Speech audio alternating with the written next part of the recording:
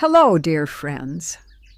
Welcome back to Grandma Lily English. Here, we learn English in a different way, not by memorizing long lists of words, but through beautiful stories, meaningful conversations, and life lessons that stay with us long after the story ends. Because when a story touches your heart, learning becomes natural. The words become memories, and little by little, those memories become part of your English.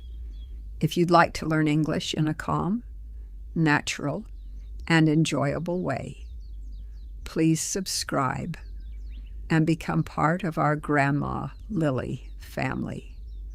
Now, come in, sit with us, and let's enjoy another summer evening together. Before we begin, here's today's listening tip. Don't try to understand every word. Instead, listen for the meaning.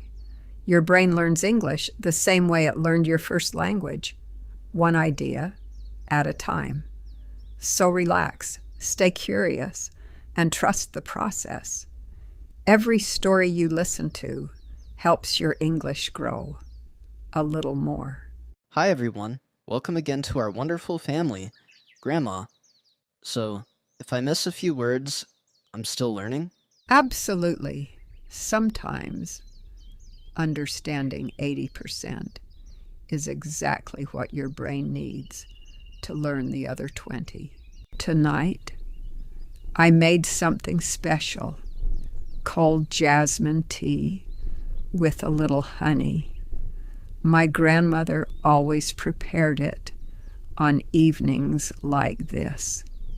She used to smile and say, "A peaceful mind is ready to learn."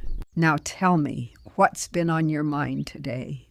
Actually, I've been thinking about something strange. Today, I wanted to understand how airplanes stay in the sky. So I searched online. I watched one video, then another, then another. After almost an hour, I had learned lots of facts, but somehow, I understood less than when I started. There were so many answers that I forgot what my original question was. That's a beautiful sentence, Noah. There were so many answers that I forgot my question. That happens to more people than you might imagine.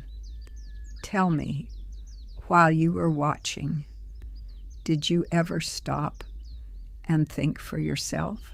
Maybe I didn't. I kept hoping the next video would explain everything. And did it? No, it only gave me more videos.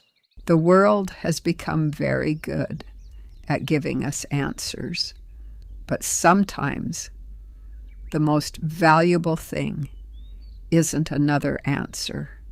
It's a better question. Your question reminds me of someone I met many years ago. He worked in the smallest library I had ever seen. People traveled from distant towns just to spend a few minutes with him, not because he had the biggest library, not because he knew every answer, but because he almost never answered a single question. He didn't answer questions? Then why did anyone keep coming back? Because the greatest teachers don't fill your mind with answers. They help you discover your own. Come a little closer, my dear. Tonight's story is called The Librarian Who Never Said No. Many years ago, in a quiet little town, stood the smallest library I had ever seen. It wasn't grand, it wasn't famous. Its shelves held only a few hundred books. The windows were old, the chairs didn't match, and when heavy rain came, the roof sometimes leaked. Many people walked past it without even noticing it. But every morning, before the doors even opened, there was already a small line of people waiting outside. not for the books, but for the librarian. His name was Mr. Thomas. He wasn't rich. He wasn't a professor. He had never written a famous book, yet people traveled from neighboring villages just to spend a few minutes with him, because Mr. Thomas had a very unusual habit. Whenever someone asked him a question, he almost never answered it. Instead, he smiled and asked a better question. Grandma, didn't people ever get annoyed? Oh, some certainly did, especially the children. They wanted quick answers. Mr. Thomas wanted something better. He wanted them to discover. One bright summer afternoon, a 12-year-old boy named Oliver hurried into the library. His face was full of excitement. He had been arguing with his friends all morning. As soon as he saw Mr. Thomas, he asked, "Sir, why is the sky blue?" Mr. Thomas looked up, smiled warmly, and asked, "What do you think?" Oliver frowned. "I came here because I don't know." Mr. Thomas nodded gently. "Then tell me, what have you already noticed?" Oliver thought for a long moment. "Well, it's blue during the day, orange when the sun sets, and black at night." Mr. Thomas smiled. "Wonderful. You're already observing. Now let's discover why." Only then did he hand Oliver a book. But Oliver wasn't happy. He had expected a simple answer. Instead, he had homework. He sighed, tucked the book under his arm, and walked home. That sounds like me sometimes. I thought you might say that. The next day, Oliver came back, not because he had finished the book, but because he wanted Mr. Thomas to explain it. Again, Mr. Thomas smiled. Again, he asked, "What did you understand?" Oliver crossed his arms. "Why won't you ever just tell me?" For the first time, Mr. Thomas became very quiet. He picked up an old brass key that always rested on his desk. He placed it gently into Oliver's hand. "Oliver, what does this open?" "Mr. Thomas." "Nothing." Oliver looked confused. "Then why keep it?" Mr. Thomas smiled. "Because every visitor asks that question, and every good question opens another door." He closed Oliver's fingers around the key. "Never lose your questions, Oliver. They're worth more than quick answers." Oliver slipped the old key into his pocket. He still didn't understand. In fact, he left the library a little disappointed. For several weeks, he didn't come back. Really? He stopped visiting? He did. He thought Mr. Thomas wasn't helping him. He believed a good teacher should always have the answers. But something unexpected happened. Whenever Oliver became curious, he caught himself asking, "What do I already know?" He started looking at the clouds, watching birds, reading maps, asking his grandfather questions. Little by little, he noticed something.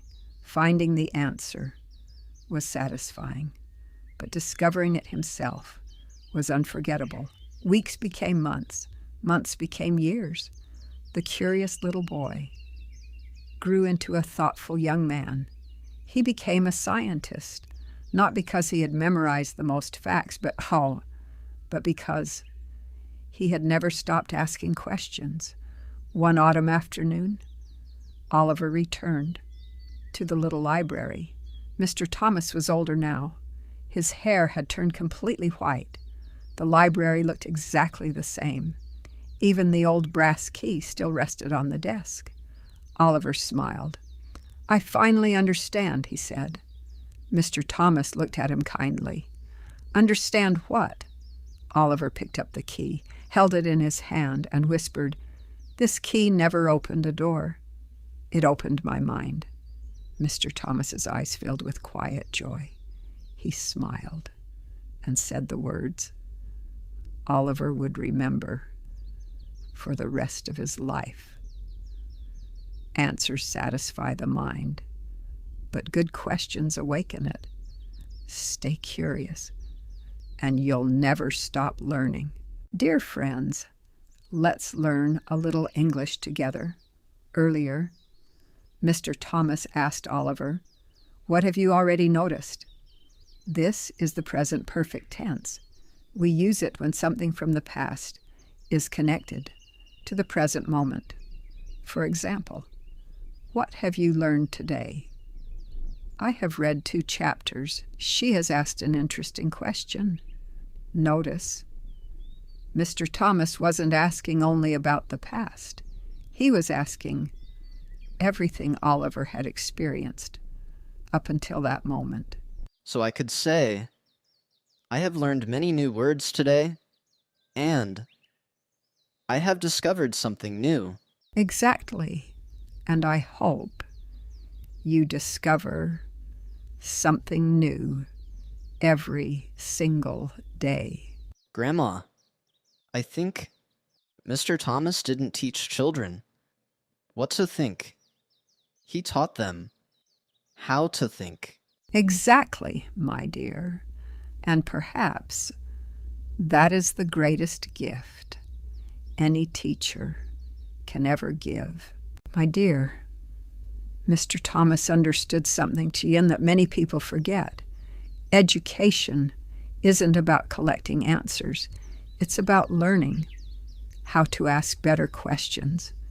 Today, we can find information almost instantly, but information, isn't the same as understanding. A curious person doesn't stop when they find an answer. They ask, what does this mean? Why does it matter? What can I learn from it? Because every answer can become the beginning of another journey. I think that's what happened to me today. I wasn't really trying to understand airplanes. I was just hoping someone else would explain everything for me. And there's no shame in that. We've all done it. But real learning begins the moment you become part of the discovery. Remember, information can fill a notebook. Curiosity can change a life. Before we say goodnight, let's open Grandma's window to tomorrow. The world is changing faster than ever before. Every day, new discoveries are made, new technologies appear, and artificial intelligence is becoming part of everyday life. Some people are excited, others are worried, but perhaps the better question is, how can we use it wisely? Artificial intelligence can help us write. It can help us study. It can even help us learn English, but it cannot replace your curiosity. It cannot replace your imagination, and it cannot replace your kindness. The future will not belong to the people who simply know the most.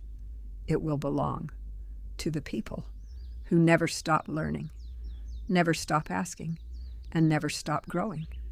So don't be afraid of the future. Prepare yourself for it. Read, think, ask questions, and remember, the greatest discoveries have always begun with someone brave enough to ask. Why? Grandma, can I tell you something? Always. Dad says something that makes me smile. Whenever I ask him a difficult question, he usually says, "Go ask your grandma." He tells me, "Your grandma doesn't just answer questions. She teaches people how to find their own answers." And you know what? He's right. I think that's why I've learned so much from you. Your father has always been generous with his words. Yes, I spent many years teaching at a university. I loved every classroom, every lesson, every student. But do you know what made me happiest? It wasn't hearing the right answer. It was seeing that little spark in someone's eyes the moment they discovered something for themselves. That moment is pure magic, and after all these years, I still love seeing it. So, you're still teaching, only your classroom is much bigger now. Perhaps it is, and every evening when you join us with a cup of tea, an open heart, and a curious mind, you become part of our classroom. Thank you for learning with us. Before we meet again, I'd like to leave you with one small challenge. This week, choose one question you've always been curious about. Don't search for the answer right away. Spend 5 quiet minutes thinking first. Write down what you already know, what you think, what you wonder. Then go looking for the answer. You may discover that your own thoughts were the first step toward understanding. I like that. This week, I'm going to keep a notebook just for questions, not answers. Questions. That's a wonderful place to begin. And that, dear friends, is our story tonight. Remember, the smartest people aren't the ones who have all the answers. They're the ones who never stop asking beautiful questions. Keep reading, keep wondering, keep listening, because every question is a door, and curiosity is the key. Thank you for spending the summer evening with us. Now we'd love to hear from you. What's one question you've always wanted to ask about the world? Write your answer in English in the comments below. We'll be reading them together. Goodbye, see you next time. Until next time, take care of yourselves, take care of one another, and never lose your sense of wonder. Good night, dear friends. Take your time. Stay curious, and remember, every great discovery begins with one good question.